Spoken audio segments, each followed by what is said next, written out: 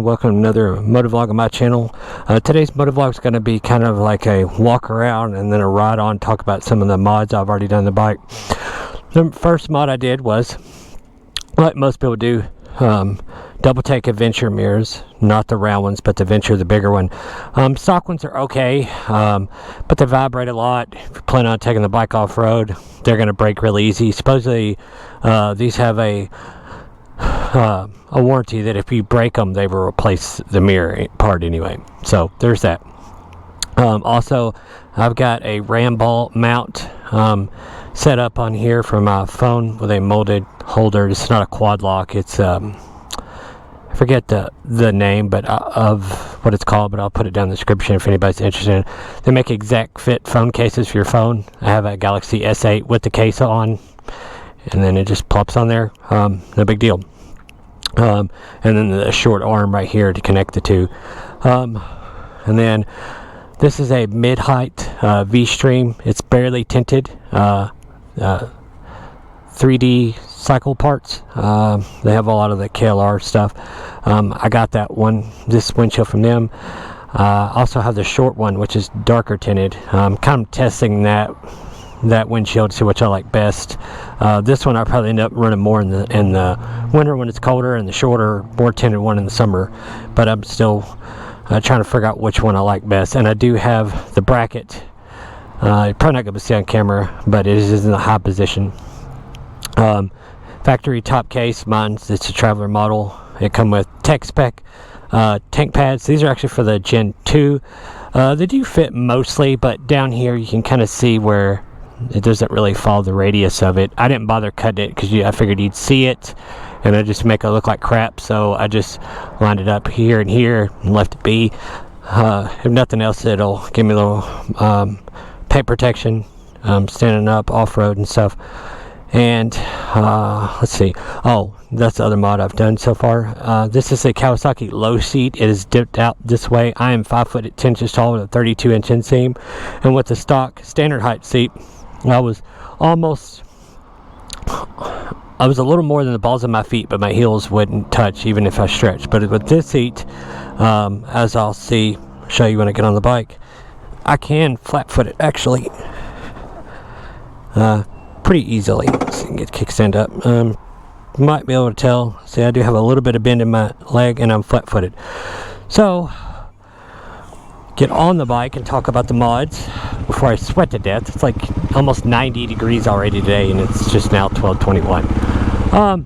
But the main reason I wanted to try a couple different windscreens. There's not that much wrong with the stock one, but this bike is kind of a 70-30 bike for me. And right now, it's till I get some crash protection stuff put on it. It's on road only.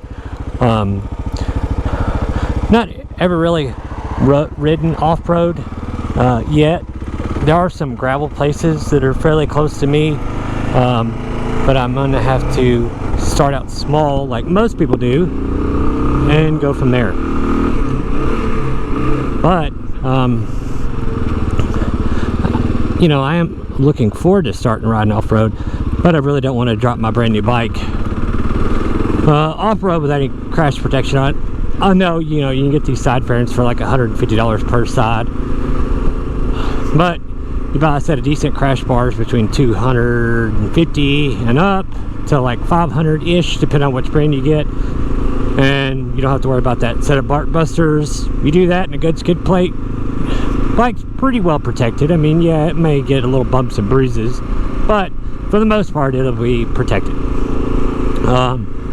Do plan on, when these tires wear out, 3D Cycle Parts has the Motage Tractionator GPS tire. It's supposed to be the best like 50-50 compromise tire. I know there's 1,000 different options of tires out there for these bikes, especially KLRs, adventure bikes in total, and that's a whole nother motovlog and a whole nother 20-minute long discussion. But you have to really be honest with yourself. What's the bike really going to do? And I feel like that tire is the best 50-50 compromise for me and my riding needs. But this really, thanks for stopping. This windshield though, we're in a Raw XT4 and I'm new to the whole off-road, or the new visor thing. Like I said in my previous video when I was using the shorter windshield, this one does do a better job at more freeway speeds at like 50 miles an hour and up. I'm still looking over it, but it's almost in my line of sight that I can either barely dip my head and look through it, or I can stand straight up and look above it.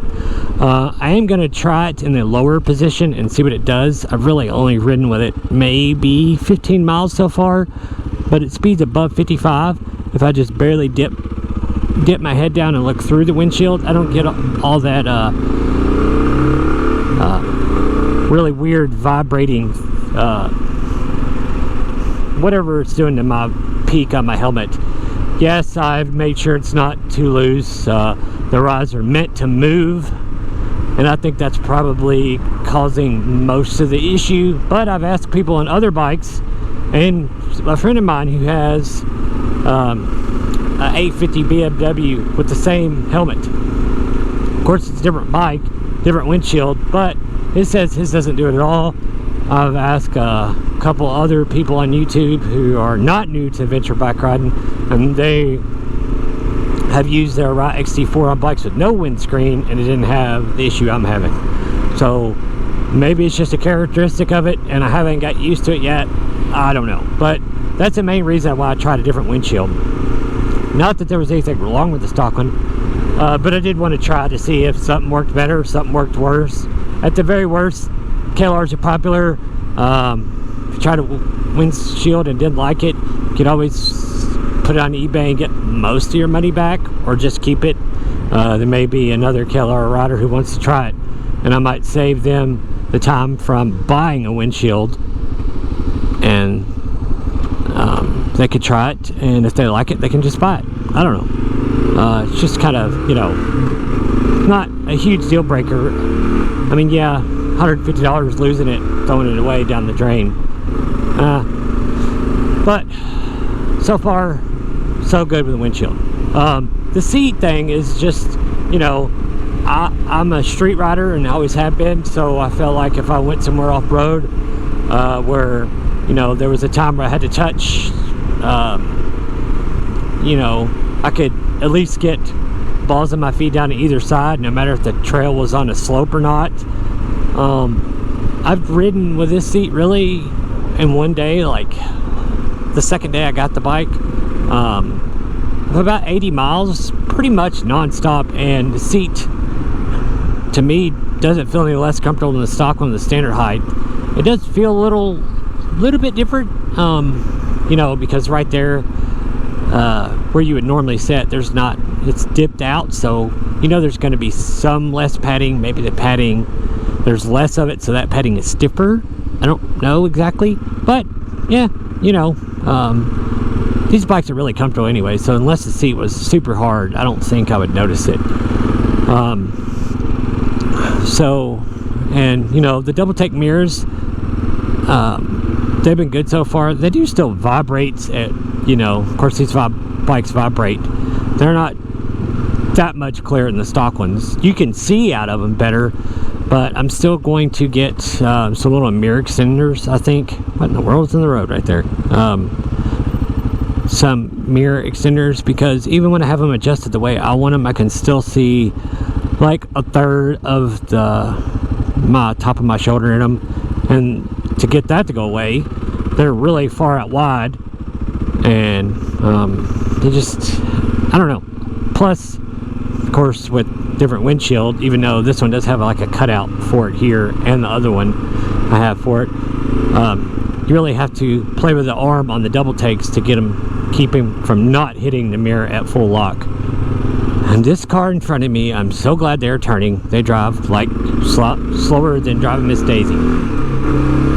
Sorry, but you know, I've had a lot of fun with the bike so far. It's been great.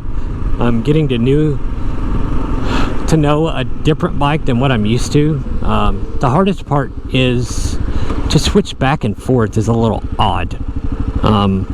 You know, I get used to this bike, ride this for 100 miles, and then ride my other bike for 50 or 60 miles the next day, or maybe that afternoon, and it's you know, it's a bit weird and a bit from, you know, going used to. This thing's more like a lifted four-wheel drive pickup compared to my FJR, and it's like kind of like a Corvette or sports car-ish by the different riding styles, the best way I can describe it.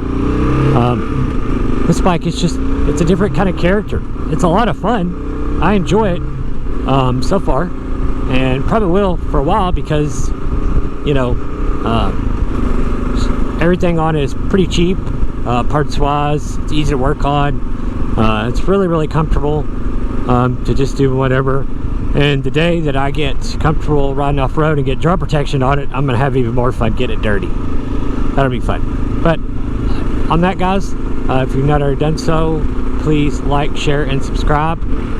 Today's motovlog. If you have any questions or comments, leave them down below. I'll be more than happy to answer them to the best of my ability. And on that, guys, stay safe, have fun, ride safe. We'll see you on the next one. See ya.